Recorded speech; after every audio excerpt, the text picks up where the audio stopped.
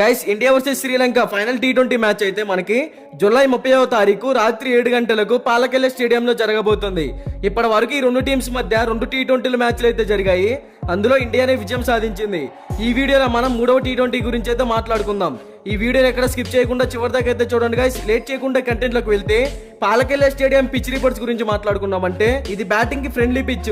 మనం ఆల్రెడీ కొన్ని మ్యాచెస్ లో అయితే చూసాము, మంచి స్కోర్ అయితే వెళ్తుంది. అలాగే బౌలర్స్ కి కూడా అడ్వాంటేజ్ గానే ఉంటుంది వికెట్ టేకింగ్ పర్ఫార్మెన్స్ ఇవ్వడానికి. ఈ వెన్యూలో ఇప్పటి వరకు టోటల్ గా 26 మ్యాచెస్ జరిగాయి.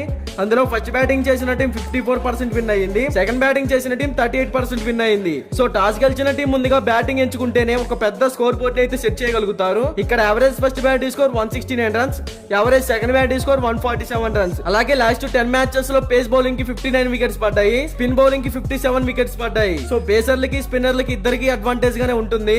ఇక బోత్ టీమ్స్ కి సంబంధించిన హెడ్ టు హెడ్ గురించి మాట్లాడుకుంటే ఇప్పటి వరకు ఈ రెండు టీమ్స్ మధ్య టోటల్ గా 30 మ్యాచెస్ జరిగాయి. అందులో Indian cricket team 21 matches win అయ్యింది, శ్రీలంక టీం కేవలం 9 మ్యాచెస్ మాత్రమే విన్ అయ్యింది. So head to head records లో కూడా ఇండియా అదే పై చేయి. అదే విధంగా బోత్ టీమ్స్ గురించి మాట్లాడుకుంటే శ్రీలంక టీం టాప్ ఆర్డర్ నుంచి మంచి స్కోర్ అయితే వస్తుంది. ఎప్పుడైతే వికెట్ పడుతుందో అప్పుడు రన్ రేట్ అనేది డౌన్ అయిపోతుంది. అండ్ మిడిల్ ఆర్డర్ లో అసరంగా దశున్ శనక లాంటి ఎక్సలెంట్ హిట్టర్స్ ఉన్నప్పటికీ మనం ఎక్స్పెక్ట్ చేసినంత స్కోర్ అయితే రావడం లేదు. పర్ఫార్మెన్స్ పరంగా మిడిల్ ఆర్డర్ వీక్ గా ఉంది, ఇంకా కొంచెం ఇంప్రూవ్ అవ్వాలి. అప్పుడే మంచి స్కోర్ అయితే టీం కి అందించగలుగుతారు. అదే విధంగా బౌలింగ్ సైడ్ అయితే చెప్పే పని లేదు, వికెట్ టేకింగ్ పర్ఫార్మెన్స్ అయితే ఇవ్వగలుగుతున్నారు. కానీ ఎక్కువ స్కోర్ వెళ్లకుండా అయితే చూడాలి, అప్పుడే విన్ అవడానికి అవకాశాలు అయితే కనపడతాయి. మరి ఈ టీం ఈ మ్యాచ్ లో ఖచ్చితంగా కంబ్యాక్ ఇవ్వచ్చు అనే చెప్పుకోవచ్చు. ఇక ఇండియన్ టీమ్ లో చూసుకుంటే ఓపెనర్స్ నుంచి మంచి స్టార్ట్ అయితే లభిస్తుంది టీం కి. అండ్ 1 డౌన్ 2 డౌన్ లో వచ్చిన వాళ్ళు కూడా మంచి నాక్ అయితే అందిస్తున్నారు టీం కి. సో ఈ టీం మిడిల్ ఆర్డర్ లో చూసుకుంటే ఫస్ట్ మ్యాచ్ లో కొంచెం వీక్ గా కనపడది, కానీ సెకండ్ మ్యాచ్ లో మటుకి పాండ్యా మంచి కంబ్యాక్ ఇచ్చాడు.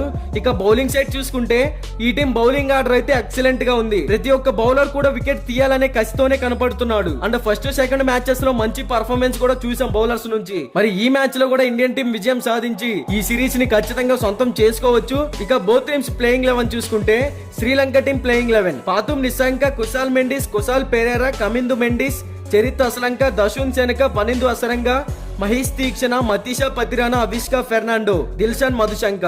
అదే విధంగా ఇండియన్ టీం ప్లేయింగ్ 11 చూసుకుంటే యశస్వి జైస్వాల్, సంజు శాంసన్, సూర్యకుమార్ యాదవ్, రిషబ్ పంత్, హార్దిక్ పాండ్యా, రియాన్ పరాగ్, రింకు సింగ్ అండ్ అక్షర్ పటేల్, హర్షదీప్ సింగ్, రవి బిష్ణోయ్, సిరాజ్. మరి ఈ రెండు టీమ్స్ ప్లేయింగ్ 11 బాగానే ఉంది.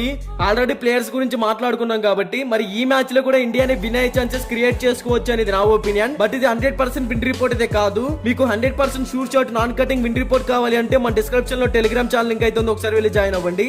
మీకు ఈ వీడియో నచ్చినట్లయితే లైక్ చేయండి, కామెంట్ చేయండి. ఇలాంటి వీడియోస్ కోసం మన ఛానల్ సబ్స్క్రైబ్ చేసుకోండి. Thank you for watching.